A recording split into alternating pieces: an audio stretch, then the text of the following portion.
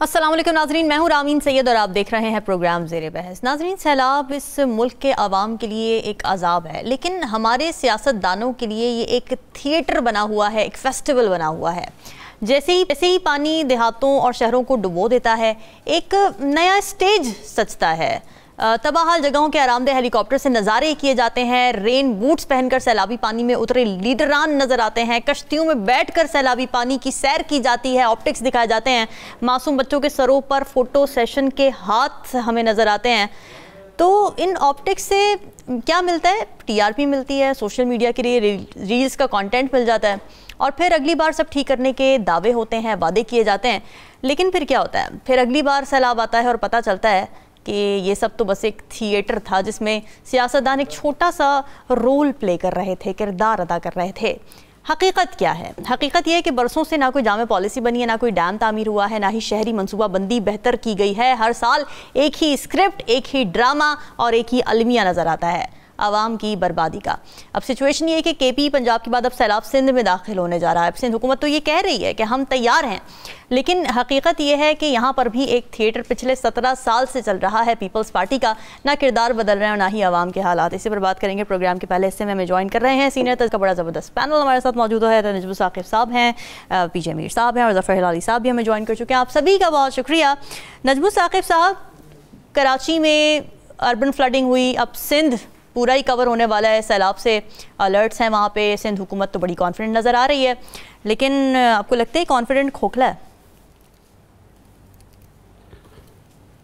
हमारा आज का पैनल जो है, हम सब का मकसद ये होगा कि ख़बरें तो सारे सुन रहे हैं कि क्या हो रहा है, और खानकी में आज से 4 दिन पहले से इत्तला मिली कि 1 मिलियन क्यूसेक वाला सैलाब है। फिर 2-3 दिन पहले पता लगा जी वो जो NFC का हो रहा था वो इसकी वजह से वो जो मीटिंग है वो नहीं हो सकी, शायद इस वजह से कि उसमें देखना पड़ेगा कि सैलाब में कितना नुकसान हुआ। तो क्या कोई ऐसा रीज़न बन सकता है कि अपने लिए ज़्यादा पैसे बीच में से लिए जाएं? फिर अभी आज और कल में अगर आ जाएं तो कोशिशें करेंगे हम लोग के ख़बरों की बजाय आपको तज्ज़िया पेश करें और देखें कि हम हुकूमत सिंध को ख़ास तौर पे और ओवरऑल इस्लामाबाद को कोई मशवरा दे सकते हैं, कोई रास्ता दिखा सकते हैं।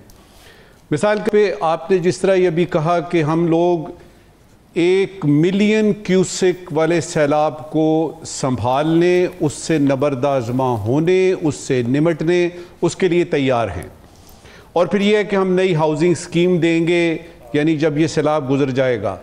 तो उस वक्त हमारे तज्ज़िये ने अचानक एक ख्याल चला गया 2022 के सैलाब पे। उस वक्त भी यही कहा गया था, और उस हाउसिंग स्कीम को जो 2022 के बाद बनी थी, अभी तक कोई लिस्ट सामने नहीं आई।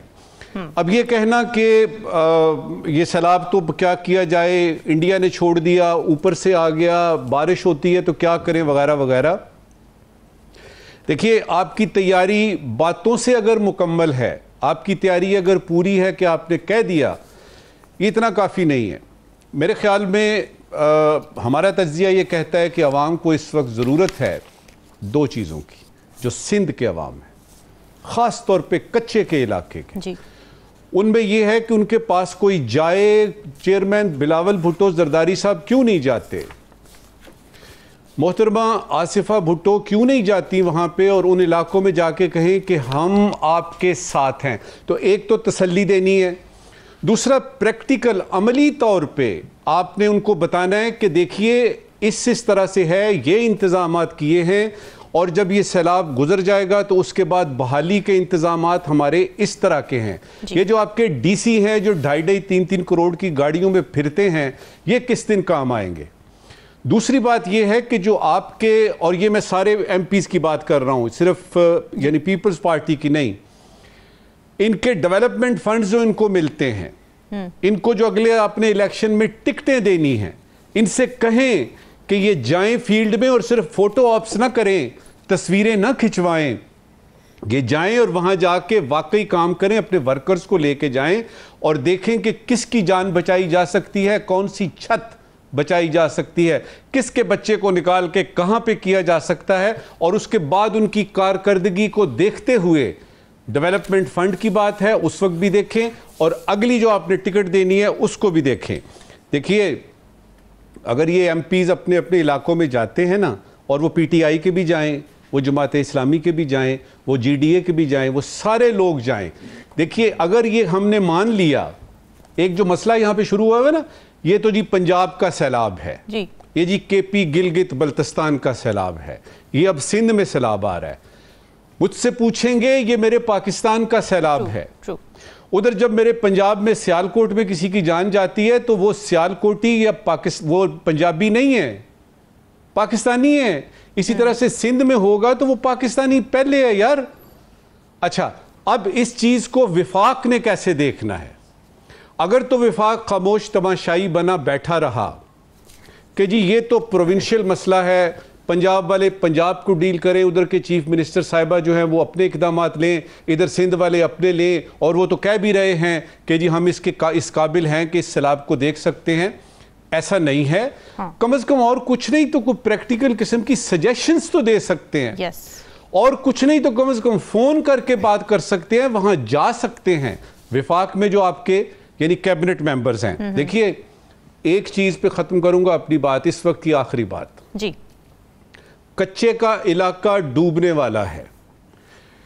9 لاکھ سے 1 ملین اور 1,10,000 اور اس کے اوپر بھی یہ کیوسکس کی بات ہو رہی ہے. یہ سپر فلڈ ہے, یہ سپر فلڈ ہے, اور اس میں اللہ معافی خواہ کم بدہن, میرے منہ میں خاک, اس میں کچے کا سارا علاقہ ڈوب جائے گا. میری خواہش ہے ذاتی کہ وہ جو کچے کے ڈاکو ہیں نا, اللہ کرے کہ یہ سیلاب جو ہے باقی جو بھی تباہ کاریاں کرے, ان کچے کے ڈاکوؤں کو تو اپنے ساتھ بہا کے لے جائے. کم از کم ایک جگہ تو ہم کہہ سکیں خس کم جہاں پاک. صحیح بات ہے, کیونکہ سیلاب اور سیلاب سے تباہی تو کنٹرول کر نہیں پا رہی حکومت, ساتھ ہی کچے کے ڈاکو بھی کنٹرول نہیں ہو رہے ہیں, تو ایک ایول دوسرے ایول کو بہا لے جائے.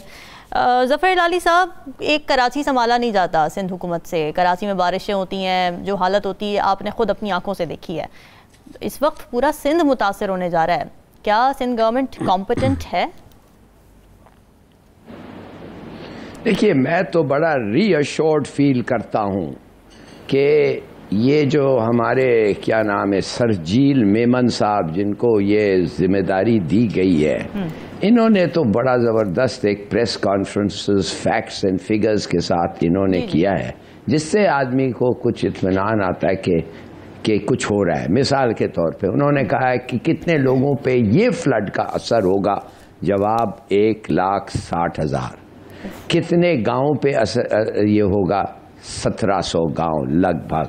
کتنے ریلیف کیمپس آپ نے بنائے؟ 550. کتنے کشتیاں ہیں آپ کے پاس لوگوں کو ریسکیو کرنے کے لیے؟ لگ بھگ 200.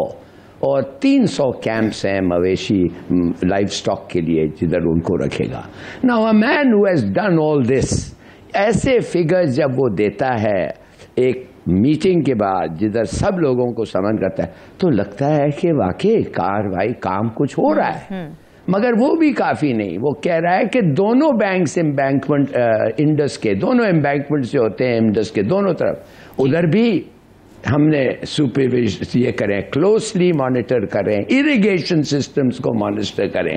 اور سب سے اچھی خبر یہ ہے کہ سنا یہ ہے کہ جو کیوسیکس پتہ نہیں 3 لاکھ جو بھی ہے, جتنے کیوسیکس سکھر گڈو کوٹری پہ ایکسپیکٹڈ ہیں وہ سب پراپرلی ڈسچارج ہو سکتے ہیں کرنٹ کیپیسٹی میں. تو یہ کہنا کہ اس وقت جو آ رہا ہے ایک تباہ کن آ رہا ہے بقول Sharjeel Memon, that is not so. مگر اگر زیادہ بارش اور نہیں آئے, ساتھ ساتھ میرے خیال میں سرجیل میمن کو اگر ڈاکٹرز کے بارے میں بتاتا, پیسٹیلنس کے بارے میں بتاتا, یہ بھی اگر کچھ ہوتا. اور دوسری بات یہ ہے کہ خاص ایک ایریا ہے سندھ کا جدھر ایویکویشن میرے خیال میں زیادہ ہوتا ہے, وہ ہے بارڈر ایریاز میں. انہوں نے آلریڈی سنا ہے کہ 2 دفعے ان کو ایویکویٹ کیا ہوا ہے. ایک دفعے وار کا خطرہ تھا, اب سیلاب کا خطرہ ہے. میرے خیال میں جب کمپنسیشنز دیا جاتا ہے ایسے لوگوں کو, ان کا جو کمپنسیشن ہے زیادہ ہونا چاہیے. ٹھیک ہے. میر صاحب آپ کو کیا لگتا ہے کیا سندھ گورنمنٹ اس قابل ہے؟ وہی سوال کہ کیا ان میں کمپٹنس ہے، کیا ان کے پاس وہ صلاحیتیں موجود ہیں، کیا ان کی ول ہے، کیا ان کی پرائیورٹی ہے کہ ہم ایک تو ریسکیو ریلیف کی تو باتیں کر ہی رہے ہیں، وہ ٹھیک ہے تیاریاں کر لی ہیں، but did they do anything to prevent it? دیکھیں پہلے آپ سمجھیں کہ آپ ڈیل کس کو کر رہے ہیں. جی کسی نے کہا تھا نا کہ ڈگری از اے ڈگری، جیسے بھی ہے ڈگری ڈگری ہے. تو فلڈ از اے فلڈ، اس کو سمجھیں. ٹھیک ہے. تو جو فلڈ سب سے زیادہ آتا ہے یہ تو آ گیا پورے پاکستان میں. جو دوسرا فلڈ آتا ہے وہ میڈیا میں آتا ہے اور وہ ہوتا ہے فلڈنگ کانفرنسز. رائٹ. جو آ کے فلڈ آ جاتا ہے، ہر بندہ کھڑا ہو گیا، ہاں جی یہ کرنا چاہیے، اچھا اس کے میجرمنٹس یہ ہیں، اس کا یہ ہے. اور یار تو آپ لوگوں کو پہلے نہیں پتا. یس. واپس آتے ہیں ایک بریک لیں. اسٹے ود اس.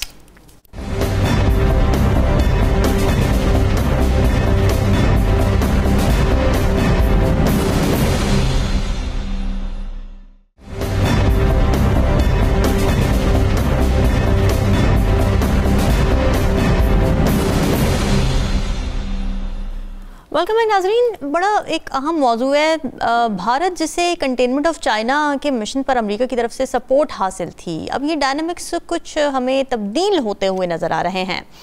جہاں ایک طرف امریکی صدر ڈونلڈ ٹرمپ نے اچانک بھارت کا دورہ منسوخ کر کے تعلقات میں کشیدگی کو مزید نمایاں کر دیا ہے، تو دوسری طرف ہم کیا دیکھتے ہیں کہ بھارتی وزیر اعظم نریندر مودی چین کا دورہ کر کے صدر شی جن پنگ کے ساتھ تعلقات کو اعتماد اور احترام کی بنیاد پر آگے بڑھانے کے عزم کا اظہار کر رہے ہیں. اب یہ سب کچھ ایک ایسے وقت میں ہو رہا ہے جب امریکہ نے بھارت پر روسی تیل کی درآمدات کے باعث 50% تک بھاری ٹیرف لگا دیا ہوا ہے. اب اس میں سوال یہ کہ کیا بھارت واشنگٹن سے دور جا رہا ہے اور بیجنگ کے قریب آ رہا ہے؟ اس سے ڈائنامکس پہ کیا اثر پڑے گا؟ پاکستان پر کیا اثر پڑے گا؟ پاکستان اور انڈیا کے تعلقات پر کیا اثر پڑے گا؟ کافی براڈ اس کے اندر ٹاپکس ہیں کہ کر کے ہم بات کر لیتے ہیں. ظفر ہلالی صاحب آپ کو کیا لگتا ہے اس وقت ہم جو بھارت اور یو ایس اے کے درمیان ایک ٹینشن دیکھ رہے ہیں اور ساتھ میں بھارت کی چائنا کے ساتھ قربت دیکھ رہے ہیں، how do you decode it?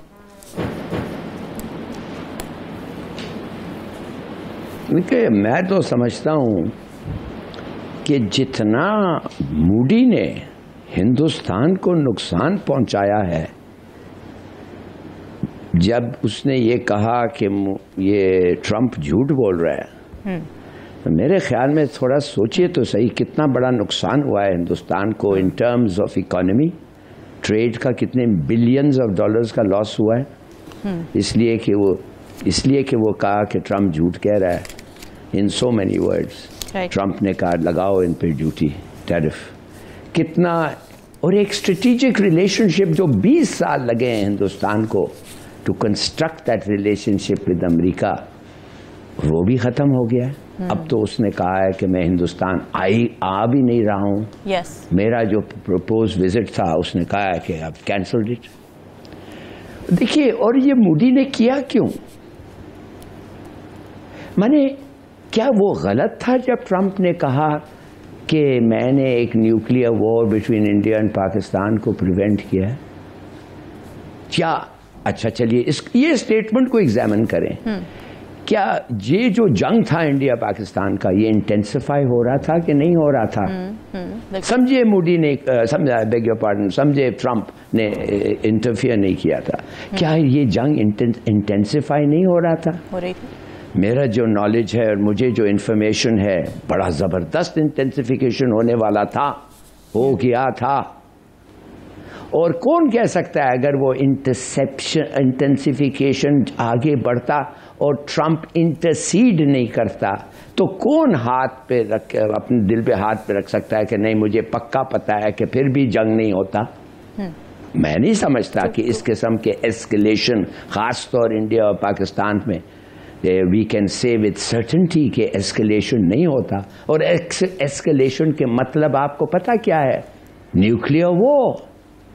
تو میں یہ سمجھتا ہوں کہ انڈیا اور پاکستان امن میں رہ سکتے ہیں. یس وی کین لیو ان پیس. میں سمجھتا ہوں کہ مودی اور پاکستان کی ناٹ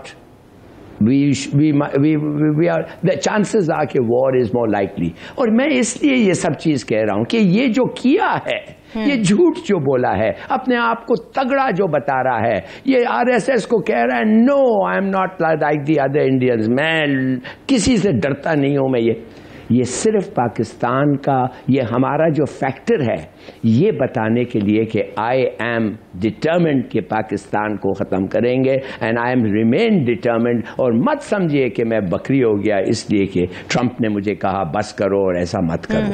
ہمارا جو دس از دا ریزن. تو اس قسم کے آدمی کے ساتھ how can we look forward to peace? میں سمجھتا ہوں تھینک یو مسٹر ٹرمپ. میں نہیں سمجھتا کہ you probably it is entirely possible ramen کہ اگر وہ نہیں ہوتا تو ایسکلیشن بڑا جلدی ہو جاتا. ٹھیک ہے ٹھیک ہے، لیکن تو میرے خیال میں مودی کو جو ہے is a danger to peace. Of course you are absolutely right, but ہم تھوڑا اگر جیو پولیٹیکل سچویشن کی بات کریں، جیسے کہ میں نے آپ سے سوال کیا کہ چائنا اور بھارت کی قربت، اب دیکھیں نا اس میں ایک ایگزامپل ملتی ہے کیونکہ چائنا اور بھارت کے درمیان ٹیریٹوریل ایشوز ہیں، but still they are meeting each other economic purposes کے لیے بھی، they are doing whatever they have to do for the economy of their countries. تو اس میں ایک مثال ملتی ہے ہمیں بھی. آپ بالکل صحیح کہہ رہے ہیں کہ چائنا استعمال بڑا خوش ہوگا، چائنا استعمال کرے گا ہندوستان کو. آلریڈی وہ شاید کر رہا، سوچ رہا ہے، اور ہندوستان کو کنسیشن پہ کنسیشن دے گی چین کو، اس لیے کہ امریکہ ابھی ہے نہیں اور روس تو چین کا دوست ہے. when it comes to India اور چائنا، آپ سمجھتے ہیں روس ایک منٹ کے لیے سوچے گا who is more important for them؟ تو دیکھیے یہ آدمی is put himself in a very weak wicket. اگر میں ہندوستانی ہوتا میں سوچتا یار یہ کس قسم یہ آدمی کو ہم نے رکھا ہے. ایک طرف سے وہ جنگ میں we would have sailed drifted into a nuclear war with Pakistan, entirely possible. اور پھر وہ آدمی جو کوشش کیا اس جنگ کو روکنے کے لیے، اس کو اس نے ڈسپلیز کیا، and at what cost؟ Right my God, ہمارا پورا $90-100 بلین ٹریڈ ختم ہو رہا ہے. آئی تھنک کہ یہ it shows that he is unfit to rule, اور خدا کرے کہ یہ الیکشن پہ اس کو نکالے وہ. ٹھیک ہے ٹھیک ہے. میر صاحب، یہ جو ہم ایک ٹینشن دیکھ رہے ہیں USA اور انڈیا کے درمیان، آپ کو لگتا ہے یہ ایک بس ڈپلومیٹک خفگی ہے، ناراضگی ہے ٹیمپریریلی ٹرمپ صاحب کی، وہ دور ہو جائے گی، یا پھر آپ کو لگتا ہے کہ یہ ایک بڑا پالیسی شفٹ ہے امریکہ کا؟ دیکھیں ہمارے بڑے اختلافات ہیں ہندوستان کے ساتھ، اور بڑے سخت اختلافات ہیں، لیکن یہاں میں مودی کو کہوں گا کہ اس نے اپنے ملک کے لیے سٹینڈ تو لیا ہے نا یار. اس نے غلامی تو نہیں دکھائی، تیل لینا جی امریکہ جاری سے رکھا، اس نے اس کو بتایا ہے. بات یہ ہے میری نظر میں جنگ ختم ہوئی کہ جب پاکستان کے پاس وہ ٹیکنالوجی آ گئی. اب انفینٹری ہوتی ہے وہ سب سے زیادہ کیجولٹی لیتی ہے جب کوئی اٹیک ہو، اس کے بعد آرٹلری سپورٹ کرتی ہے، پھر میڈیم ہیوی گنز آتی ہیں. اب آپ کا وارفیئر چینج ہو گیا، آپ کی جو انفینٹری ہے وہ ایئر بورن ہے. آپ کا فرسٹ اٹیک جاتا ہے ایئر فورس جو لے کے جاتا ہے، اور ہمارا ایئر فورس ماشاءاللہ is one of the best, acclaimed, accepted. اور جو ٹیکنالوجی یوز ہوئی ہے، انڈینز وہ کلیور، وہ اس لیے آگے نہیں آئے کیونکہ ہم تو ان کو اڑنے سے پہلے ان کو اڑا دیتے تھے وہ اپنے ان کے ملک کے اندر ہی. انہوں نے کیا کہا ہے اپنے اس کو ڈیمیج کنٹرول کرو، تو انہوں نے ڈیمیج کنٹرول کر دیا. بعد میں کہانی آئی وہ کریڈٹ لے رہے کہ جی میں نے کروائی سیز فائر، میں نے یہ کروایا. تو پھر 71 میں بھی کرواتا نا. یہ امریکنز کی اگر پالیسی، ان کی تو کنٹینیوٹی پالیسی ہے نا، 71 میں بھی کرواتے، 65 میں بھی کرواتے.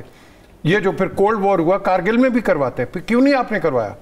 آج آپ نے لے لیا ہے. میں کہتا ہوں بڑی یہ ہماری آپس کی جنگ ہے، اور یہ اس وقت وقت آ گیا ہے. مودی کو عقل آنی چاہیے کہ تمہارا اینڈ میں دوست پاکستان ہی ہوگا. یس ہمارے پاس ہمارے اختلافات ہیں، پانی کے ہیں، کشمیر کے ہیں، اور کئی ہیں، لیکن آپ ہمارے پڑوسی ہیں. ہم نے آپ کے ساتھ رہنا ہے اور آپ نے ہمارے ساتھ رہنا ہے. تو کیا 1000 سال کی جنگ کرو گے؟ جس طرح وہ ہٹلر کیا گیا تھا، رائخ of 1000 years، it's not going to work like that. آپ نے کہیں نہ کہیں میلٹ کرنا ہے، ہم بھی میلٹ کریں گے، میلٹ کر کے آپ کے ساتھ بیٹھیں گے. امریکہ جس طرح آپ امریکہ کے پراکسی رہے ہیں، کل آپ چائنا کے بھی پراکسی بن جائیں گے. تو کیا آپ پنگ پونگ کھیلتے رہیں گے؟ کیا آپ کو لوک سبھا میں، راجیہ سبھا میں گالیاں پڑ رہی ہیں کہ نہیں پڑ رہی؟ راجیو گاندھی کو جو کیا وہ لڑکا راہل کر رہا ہے کہ نہیں کر رہا؟ سو انڈیا خود ایک انڈر فائر ہے. اچھا. وہ خود ایک میری نظر کے اندر ایک وولٹائل بام کے اوپر ہے. ان کی انڈیجنس موومنٹس اتنی زیادہ ہوئی ہوئی ہیں, ان کے اندر ڈسٹربنسز بڑی ہے. آپ پاکستان کو یہ لوگ کرٹیسائز کرتے ہیں کہ جی ہمارا میڈیا کو سپریس کرتے ہیں, ہندوستان میڈیا سے کرو نا جا کے, وہ بات ہی نہیں کرنے دیتے. آپ کو پتہ نہیں لگے, آپ کو اٹھا کے لے کے چلے جائیں گے وہ, if you speak against the Prime Minister and all. So the question here arises, what are we going to do with it? یہ آپ کی جو بھی میٹنگ ہو رہی ہے بڑی اچھی بات ہے. لوگ کہیں ہاں جی وہ میٹنگ ہوگی, وہ شاید اس سے ملیں گے. او یار ملے نہ ملے, آپ کا مقصد ہی نہیں ہے کسی کے ساتھ ملنے کا. یہ تو کل اگلے ہفتے ہم دیکھیں گے کہ آن دا سائڈ جو میٹنگ ہوتی ہیں یہ کون کرے گا, کون مل جائے گا. اچھا کئی دفعہ یہ ہوتا ہے, پرٹیکولرلی نجم ثاقب صاحب آپ کو بتا دیں گے, ہلالی صاحب بھی, کہ جب یونائٹڈ نیشنز آپ جاتے ہیں تو پرائم منسٹر جا رہا ہے تو اس کا ڈیلیگیشن ایک میٹنگ کے ساتھ دوسرے کے ساتھ, تو رستے میں کوئی آپ کو لیڈر مل جاتا ہے. تو وہ جو لیڈر ملتا ہے وہ ہیلو ہائی ہو کے, but that is not a meeting, that is a by chance sort of an accidental thing. تو وہ بائی پاسنگ کئی دفعہ ہوا ہے اور دیکھا ہے ہم نے. بٹ دا کوشچن از کہ یہ اس کے اندر آئی تھنک ایک جس طرح آئس برگز میلٹ ہو رہے ہیں نا, وہ جو برفانی پہاڑ پگھل رہے ہیں, آپ کا سیاسی منظر بھی پگھل رہا ہے. اس کا پولیٹیکل ڈرفٹ چینج ہو رہا ہے. آپ کے پاس یونائٹڈ اسٹیٹس, اب آپ کے پاس ایسیو, برک بریک اور پتہ نہیں اور کیا آپ کے بن جائیں گے. سو دا کوشچن از کہ وہ جو سینٹو سیٹو وہ جو ہم باتیں کرتے تھے وہ آؤٹ ڈیٹڈ ہو رہے ہیں. So today the superpowers are thinking something different. اور اس پہ امریکہ کھڑا ہوا ہے, اور اس پہ جب امریکہ کھڑا ہوا ہے, 4 سال کا بین انہوں نے ہم پہ لگایا تھا, کل انہوں نے 4 سال کا بین فشریز پہ ختم کر دیا. جی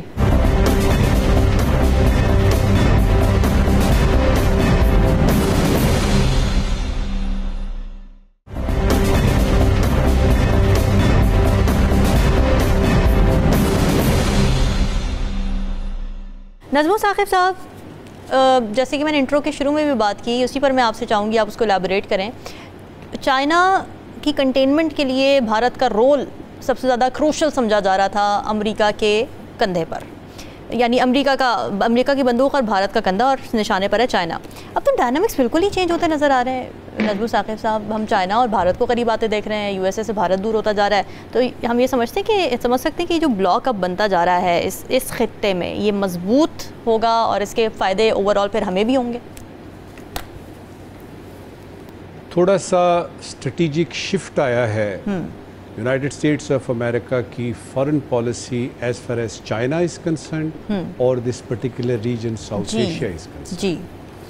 جو بائیڈن صاحب کے زمانے میں یہ ہوتا ہے کہ وہ برسلز میں ایک میٹنگ کرتے ہیں نیٹو کی, اور اس میں وہ کھل کے کہتے ہیں کہ China has to be contained. Trade war کا ذکر آتا ہے, اور اس میں سارے کے سارے جو نیٹو ممبر ہیں, یورپینز ہیں, ان میں سے کچھ ہاں کرتے ہیں کچھ نہ کرتے ہیں. اب صورتحال جب سے ٹرمپ صاحب آئے ہیں تو یہ شفٹ ہو گئی ہے اسٹریٹجک. اس پہ یہ ہے کہ کیوں نہ چائنا کے ساتھ مل کے بات کی جائے. اچھا. اور اس میں اس کے نتیجے, چونکہ یہ ڈیولپنگ سٹوری ہے, یہ ذرا چل رہی ہے, تو اس کے نتائج ابھی سمجھ میں آنے تھوڑی دیر کے بعد آئیں گے. 2-3 باتیں بڑی امپورٹنٹ ہیں جاننے کی. پہلے نمبر پہ, مودی اگر چلا جائے گا تو کیا راہل گاندھی آ کے تو آپ کو کشمیر دے دے گا؟ مودی اگر چلا جائے گا تو آپ کو یہ پانی کے مسئلے, یہ سندھ طاس معاہدہ, یہ سارا کچھ ریورس ہو جائے گا. 370 اور وہ 35 ہے وہ واپس لے لیں گے. 5 اگست 2019 کو جو ہوا تھا وہ واپس لے لیں گے. سوال ہی پیدا نہیں ہوتا, irreversible ہیں یہ چیزیں. آپ کی سپریم کورٹ جو انڈیا کی ہے, اس نے یہ 370 اور 35 کو انڈورس کیا ہے. اب یہ ایک لا ہے, یہ پروملگیٹ ہو چکا ہے. تو یہ کہنا کہ جی مودی ہے صرف, یہ مودی صرف چہرہ ہے. پھر تیسری بات, آپ بڑے خوش ہیں کہ جی ڈونلڈ ٹرمپ نے جو ہے نا وہ دورہ منسوخ کر دیا ہے ہندوستان کا. اس میں ہمارا کیا فائدہ ہے؟ ہمارا فائدہ تو اس وقت ہوگا کہ آپ ڈونلڈ ٹرمپ کو اسلام آباد لے کے آئیں. آپ پازیٹیو کیوں نہیں سوچتے؟ آپ سوچتے اچھا جی 50% ٹیرف لگ گیا, ہندوستان کا ستیہ ناش ہو گیا. آپ اپنی طرف کیوں نہیں دیکھتے؟ اپنی جی ڈی پی بڑھ جائے گی آپ کی جی ڈی پی کا کون سا حصہ, آپ کی جی این پی کا کون سا حصہ بڑھے گا اگر 50 سے 100% ہو جاتے ہیں آپ کے ٹیرف انڈیا کے اوپر؟ हमारी अप्रोच जो है ना, चूंकि हम इंडिया फिक्सेटेड हैं, जी जी, इंडिया अगर ख़राब हो रहा है और वो अप्रोच उसमें, और ये यानी एक इम्पॉर्टेंट बात आपको बताऊं और आपके देखने वालों को, जी देखिए जब मुल्कों की बात आती है ना, तो उसमें इंसानी हवाले से हम देखते हैं, ओ देखें जी उसने ये कहा, मैं अड़ गया, फलाना हो गया। ऐसा नहीं होता। ये इंटरेस्ट होते हैं, नेशनल इंटरेस्ट होता है जो ड्राइव करता है किसी भी मुल्क को कि ये करना और वो नहीं करना। लिहाजा कल को इंडिया थोड़ा सा प्रेशराइज होता है या चाइना के साथ दीतों होता है, इसका वो यानी दोस्ती हो जाती है, ये अमेरिका खुद आएगा, जिस तरह कनाडा के साथ था, हालात खराब हो गए, डिप्लोमेट्स वापस चले गए, अब ठीक हो गए हैं। ये आना, क्योंकि इंडिया एक अहम मुल्क है। इंडिया 5वीं नंबर की इकोनॉमी है आपके, यानी पूरे ग्लोब की। कैसे आप उसको इग्नोर कर सकते हैं? यस, उनकी पॉलिसीज गलत हैं, उनका ये जो हेजेमनी है उनकी, ये जो उन्होंने पूरे इलाके में दहशतगर्दी फैलाई हुई है, ये सच है। लेकिन ये भी तो सच है ना कि हिंदुस्तान एक बड़ा मुल्क है, एक अहम मुल्क है। अब पाकिस्तान और इंडिया की जब आप बात करते हैं, हम इसको दुश्मन के एंगल से ही देखते हैं।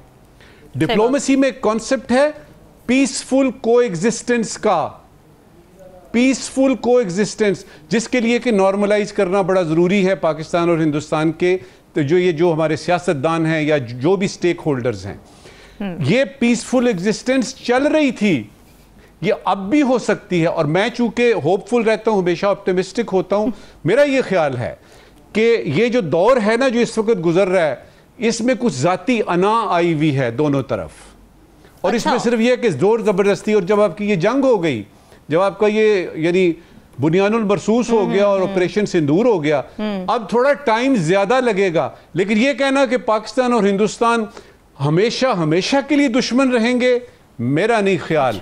ये वक्त ऐसे भी तब्दील हो सकता है।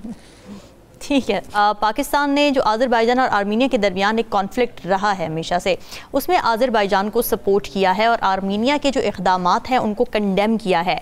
मगर अब अचानक से पाकिस्तान और आर्मीनिया के ताल्लुकात कायम होने की बातें हो रही हैं। इसके पीछे आखिर मुहर्रिकात क्या हो सकते हैं और इसका इम्पैक्ट क्या आएगा पाकिस्तान और आज़रबाईजान के ताल्लुकात पर भी, इसी पर बात कर लेंगे। मीर साहब, आपको क्या लगता है कि क्यों एकदम आज़रबाईजान को ज़ाहिर हम सपोर्ट कर रहे हैं, वो तो हमारा सपोर्ट है, बट आर्मीनिया के साथ उसी सूरत में हम ताल्लुकात भी कायम करना चाहते हैं, तो फिर आज़रबाईजान के साथ हमारे ताल्लुकात पर असरात पड़ेंगे या नहीं पड़ेंगे? मैं इसको एक और पर्सपेक्टिव में देखता हूँ, ऑन अ बिगर प्लेटफॉर्म। जी देखें, सोवियट्स जब थे तो आज़रबाईजान एंड ये सारे एक ही थे सारे। जी जी। उसके बाद जब सोवियट्स ख़त्म हो जाते हैं 91 के बाद, आप देखें कि फिर एक लहर दौड़ती है रशिया में कि वो अपने आप को एक्सपैंड करे। Ukraine is in front of you, expansionist. इसका बड़ा देर का था ये, बट इवेंचुअली आ गया। अब आ गया। अब बाकी जो स्टेट्स थे उन्होंने अपनी प्रोटेक्शन करनी थी और कर रहे हैं। और आर्मीनिया को जब हम एक वो कहते हैं ना लेटर ऑफ गुडविल दे रहे हैं, जिस तरह के वजीर अपने हमारे डिप्टी फॉरेन मिनिस्टर ने कहा है कि we will consider good relations and diplomatic relations, तो ये आगे पता चल जाएगा क्या होता है क्या नहीं होता है। लेकिन इसके अंदर मेरी नज़र के अंदर ये जो हार्ड लाइनर रशिया के अंदर बैठा हुआ है, फॉरगेट प्यूटिन के नीचे भी बड़े लोग बैठे हैं, तो वो जो है उनका क्या रिएक्शन होगा? बिकॉज रशिया का तो एक प्लान बन गया हुआ है, ठीक है, और वो जो प्लान है उस प्लान के अंदर एक प्रॉक्सी आपकी between the United states and Russia चल रही है। चाइना चुप बैठा हुआ है, और इसके अंदर मैं समझता हूँ कि बड़ी अच्छी चीज़ पाकिस्तान ने एक इनिशिएटिव लिया है कि उनको रिकग्नाइज कर रहा है। अज़रबाईजान हमारा लॉन्ग वेदर हमेशा always been a good friend, but at the end of the day on a bigger political platform I think ये एक वो कहते हैं ना, bubble is being created, a bubble is being built, जो कि आपको पता चलेगा। लेकिन इन द मीन टाइम हमारे जो लोकल रिलेशन है बड़े अच्छे हैं। आप देखें उज़्बेकिस्तान से, किर्गिस्तान से एंड ऑल दैट, और वो हमारे लिए इस तरह अच्छे हैं अगर आप इस रीजन को स्टडी करते हैं कि वो उन लोगों को अफगानिस्तान में नहीं आने देते, और अफगानिस्तान जो है पूरी कोशिश करता है कि वहाँ अपने लोग भी भेजें, उनको नहीं आने देते वो, because of the terrorism and because of other situations. सो उस लिहाज से आई थिंक हमारे पिछले वज़ीर आज़म भी, ये वज़ीर आज़म भी और कई और जाते रहते हैं, रिलेशंस अच्छे हैं. एंड लेट्स सी कि अब ये जब आते हैं हमें एक्चुअल रिपोर्ट क्या मिलती है.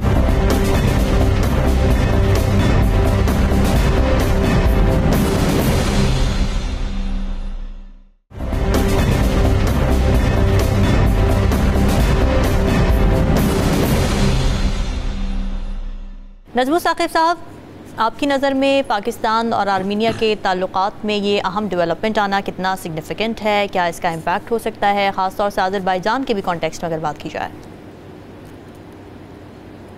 तीन मुल्कों को जल्दी से देख लेते हैं. सबसे पहले देखते हैं तुर्की को देखते हैं.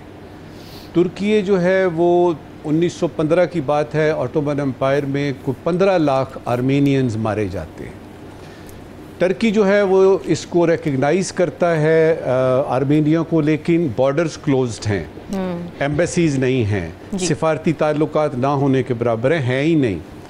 और टर्की वो ये जो आपका तुर्की है, इसके नगोर्नो कराबाख पे जो कि बहुत मेन कॉन्फ्लिक्ट रहा है. 1988 में जंग भी हुई दोनों मुल्कों की, फिर उसके बाद 2022 में हुई, 2023 में हुई. उधर जो है वो आज़रबाईजान को सपोर्ट करता है. इसका मतलब ये है कि टर्की और आर्मीनिया की जब बात है तो एक पूरे का पूरा पास्ट भी है, प्रेजेंट भी है और फ्यूचर भी नज़र आ रहा है, वो तो चल रही है. आज़रबाईजान को देख लीजिए.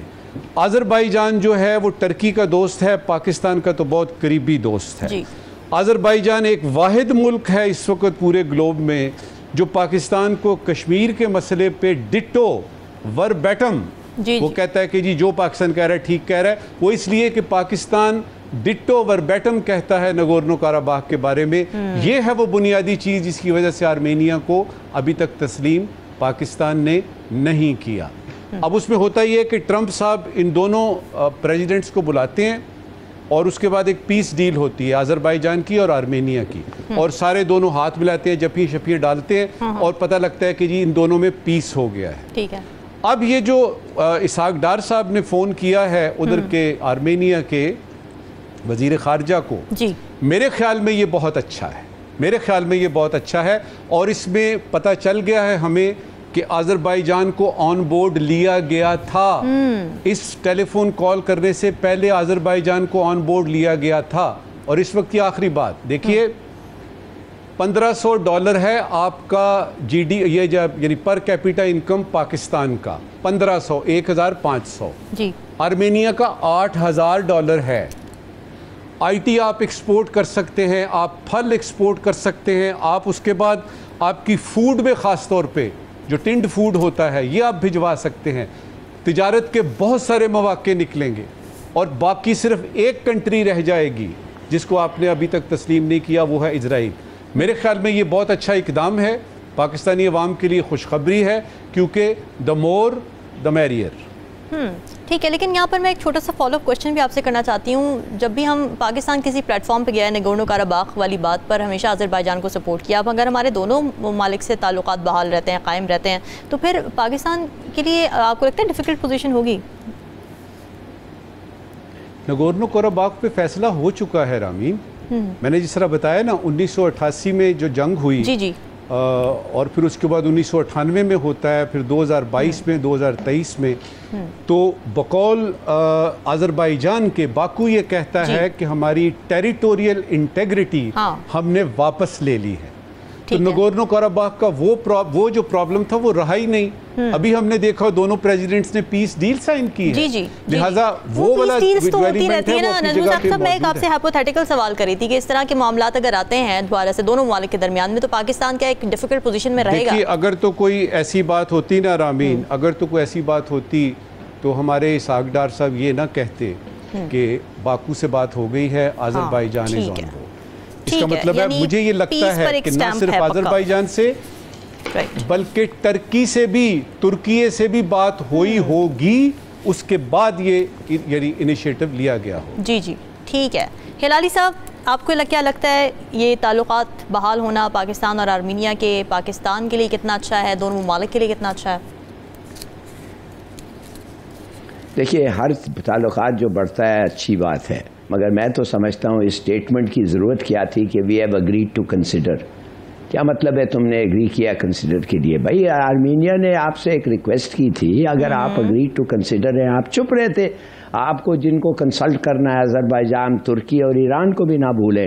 اس لیے کافی سارے آرمینینز پکڑے گئے ہیں اسرائیل کے لیے جاسوسی کرتے ہیں ایران کے خلاف. تو ان لوگوں سے آپ بات کر لیں اور کہیں کہ ہمارا تو کوئی خاص آبجیکشن نہیں ہے, مگر آپ دوست ملک ہیں, بھائی ملک ہیں, you have always supported Pakistan, تو لازمی ہے کہ ہم آپ سے پوچھیں آپ کا کوئی آبجیکشن ہے. اور میرے خیال میں اگر آبجیکشن ہوتا ہے اتنا اسٹرانگ نہیں ہوتا, مگر بس آپ کو تھوڑا سا ان کا کیا کہتے ہیں یو میک آؤٹ کہ you care about their feelings, ان کے فیلنگس کو آپ لے کے اور کر دیتے اور پھر اناؤنس کرتے کہ ہم نے ایک ریکگنائز کیا ہے آرمینیا کو. یہ اسٹیٹمنٹ دینے کی ضرورت کہ we have agreed to consider. واہ. اور اگر خدا نہ خواستہ اگر مثال کے طور پہ آذربائیجان یا ایران یا ترکی جو بھی ہیں, اگر انہوں نے کہا نہیں نہ کریں, ان کو آئسولیٹ کریں, یہ ہمارے خلاف بڑی غلط سٹانس لیا ہے, تو پھر آپ کیا کریں گے؟ دونوں میں سے ایک کو ناخوش کریں گے. What was the need to announce it? This is what ان کے پاس کوئی ہے ہی نہیں یار. They have no idea of diplomacy. کبھی منسٹر وہ فائنانس کا ہوتا ہے, کبھی پتہ نہیں کدھر اور گھسا ہوتا ہے, ریونیو میں ہوتا ہے. I mean, frankly, I think it shows lacks of expertise, immaturity. مگر اگر ہو جائے without objections to our brotherly countries, excellent. It's a very good. Would you like to respond? اور ٹرمپ by the way بڑا خوش ہو جائے گا. جی Trump تو خوش ہوگا نہ ہوگا, لیکن آپ نے ایک بات کی ہے نا, I think ہماری جو انٹرنیشنل فیلنگز ہوتی ہیں وہ ہوتی ہے wrong people for the right job. And that is one of the biggest failings. میں نے آپ نے بھی دیکھا ہوگا اپنی سروسز میں, میں نے بھی بڑا دیکھا ہے کہ کئی جو جاتے ہیں پرائم منسٹرز کے انٹوراج کے اندر, they're not even qualified to talk to their opposition. They cannot even converse. اور جب نیچے جا کے بیٹھ کے میں نے دیکھی ہے کہ خدا کے ساتھ بات ہی کر سکتے ہیں یار, اور ہم ایک ہائی پارٹ ڈیلیگیشنز لے کے جاتے ہیں. بالکل صحیح. دیکھو جس کی ایکسپرٹیز ہو اس کو اس کا وزیر بناؤ, جس کی کوالیفیکیشن ہے.